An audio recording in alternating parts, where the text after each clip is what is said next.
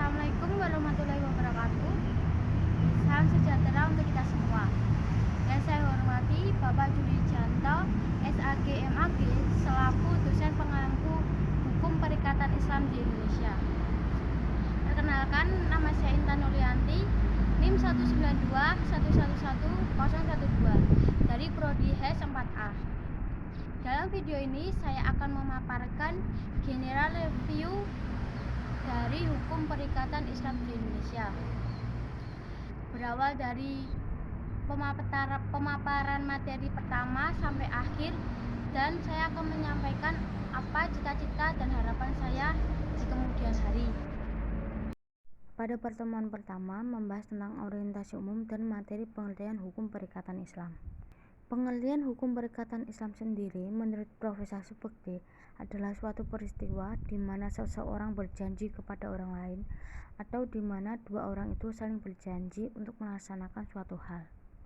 Pada pertemuan kedua membahas tentang dasar berlakunya hukum perikatan Islam di Indonesia. Dasar filosofis berlakunya hukum perikatan Islam di Indonesia ada dua hal, yakni pertama, akidah, yakni keyakinan yang memaksa pelakunya dalam bertransaksi. Kedua, syariah, sepanjang menaik norma atau aturan hukum yang mempunyai dua dimensi, yakni dimensi transendental dan horizontal, yang mengatur interaksi sosial di antara manusia. Pada pertemuan ketiga membahas tentang karakteristik hukum perikatan Islam.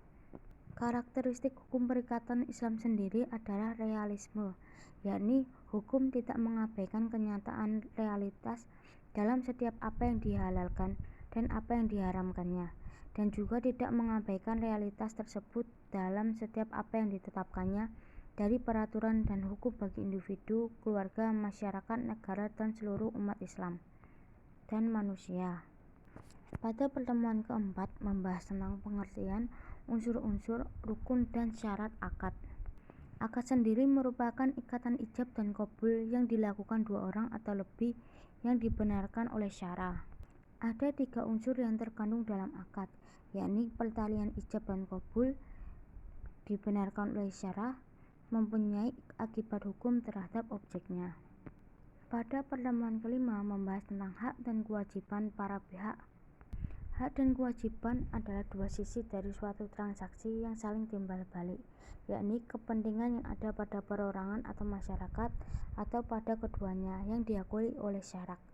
Berhadapan dengan hak seorang terdapat kewajiban orang lain untuk menghormatinya. Pada pertemuan keenam membahas tentang penyelesaian sengketa, yakni jalur peradilan. Terdapat gugatan, replik, pembuktian, atau pemeriksaan, kemudian kesimpulan para pihak, dan selanjutnya putusan. Pada pertemuan ketujuh membahas tentang bentuk-bentuk perikatan dalam kegiatan usaha 1. Bentuk-bentuk perikatan ini berdasar pada kegiatan usaha dibagi menjadi tiga bentuk, yakni pertukaran, kerjasama, dan pemberian kepercayaan. Pada pertemuan ke-8 membahas tentang bentuk perikatan akad dan pemberian kepercayaan. Akad pemberian kepercayaan di sini adalah akad kepercayaan seseorang mengurus orang yang dipercayainya untuk bertanggung jawab atas kebutuhan barangnya atau hartanya. Akad atau kesepakatan ini terjadi antara dua pihak, yang mana pihak pertama memberikan hak kepada pihak yang lain atas dasar kepercayaan. Pertemuan ke-9 membahas tentang penggolongan akad. Akad sendiri menurut Subekti yaitu suatu berhubungan hukum antara dua orang atau lebih berdasarkan atas pihak yang satu berhak menuntut suatu hal dari pihak lain dan pihak lain berkewajiban untuk memenuhi tuntutan itu.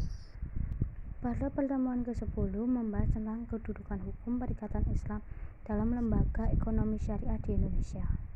Tujuan bank syariah adalah menghimpun dana, menyalurkan dana, dan prinsip sewa-menyewa. Pertemuan ke-11 membahas tentang kedudukan hukum perikatan Islam dalam lembaga ekonomi syariah, pasar modal, reksadana, dan basarnas. Prinsip syariah pasar modal sendiri yakni beserta seluruh mekanismenya, kegiatan terutama mengenai emiten, jenis efek yang diperdagangkan, dan mekanisme perdagangan, dipandang telah sesuai dengan syariah. Pada pertemuan ke-12 membahas tentang tinjauan hukum Islam terhadap transaksi bisnis modern. MLM sendiri merupakan sistem penjualan yang menggunakan jaringan bisnis atau networking organisasi distributor. LMM syariah apabila bisnis LMM sesuai dengan syariah, baik aspek produk dan jasa yang dijual, sistem dari MLM itu sendiri. Pertemuan ke-13 membahas tentang tinjauan HPI terhadap transaksi bisnis modern. Electronic Fund Transfer merupakan pemindah bukuan sejumlah dana dari suatu rekening ke rekening lainnya melalui media elektronik. Pandangan hukum Islam terhadap jasa transfer uang dengan EFT menggunakan sistem wakalah atau pemberian kuasa. Itulah pertemuan materi yang saya terima dari awal hingga akhir. Cita-cita dan harapan saya adalah membuat orang tua bangga melihat saya sebagai manajer keuangan yang profesional dan handal pada Koperasi Sentra Dana. Hal yang saya lakukan untuk mewujudkannya, dengan saat ini saya sudah mulai belajar bagaimana cara mengatur dan menganalisis keuangan.